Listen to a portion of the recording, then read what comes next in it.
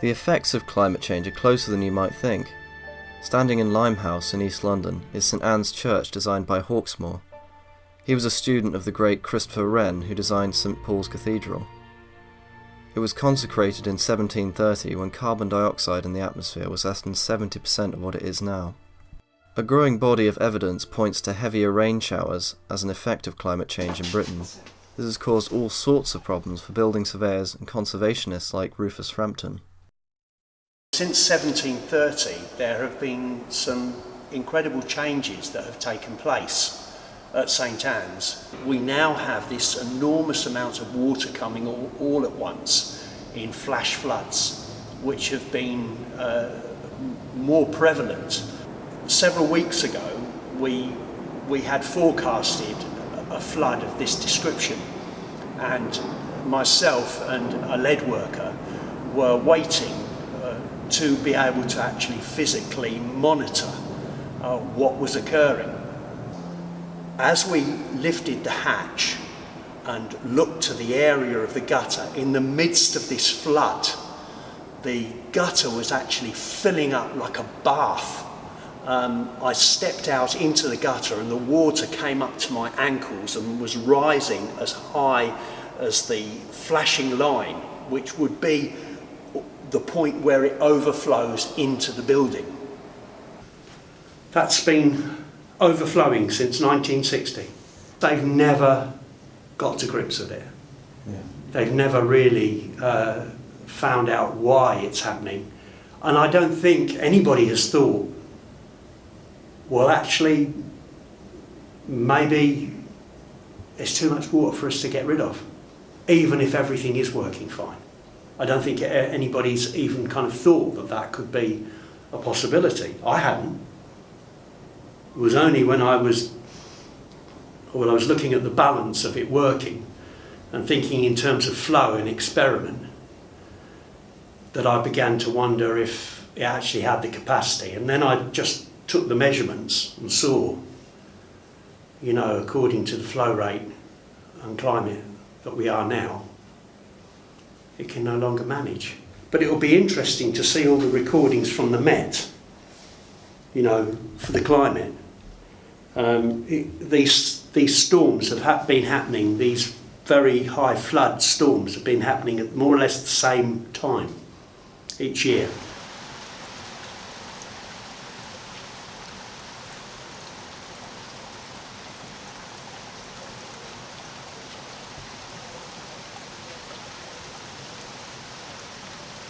It was the tiniest amount of leaves became like a massive problem. It's in such a strained condition. It needs an absolute free flow. It certainly does. Well, you know your way to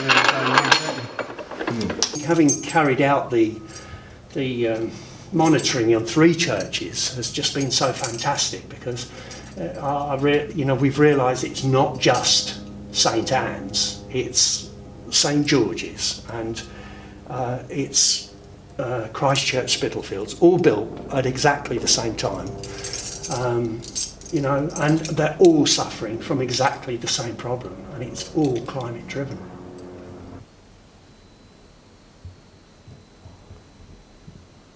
Very strange, here's a good one. This church was, the fire...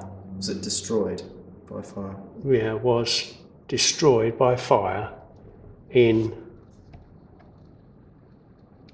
90, Good Friday, 1850. That's correct. I wonder if that was written then.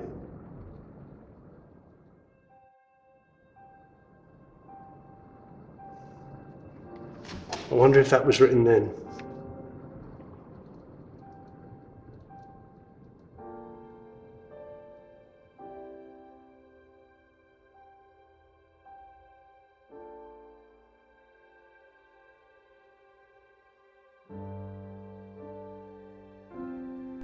People often say that we owe it to our children to act on climate change. St Anne's made me realise that we also owe it to those who came before us. Generations have passed through this building who have made sure that it's still standing today. We live in a world that's been built by the deceased, and it's our responsibility to make sure that we honour their efforts and do our bit to pass on the world in a better state than we found it. It has been said that showing people images of climate change makes them turn off. A melting ice cap, a cracked lake, some smokestacks from an industrial plant, a wildfire. All these things make it seem distant and far away in time and space. We feel fear, but we also feel apathy. We put it to the back of our minds and continue with our lives. I think these scary images do more than that. They distract us from the impacts which are right in front of us. Climate change does affect the UK, but it's more imperceptible. It means more extreme weather. It means a strain on our wildlife.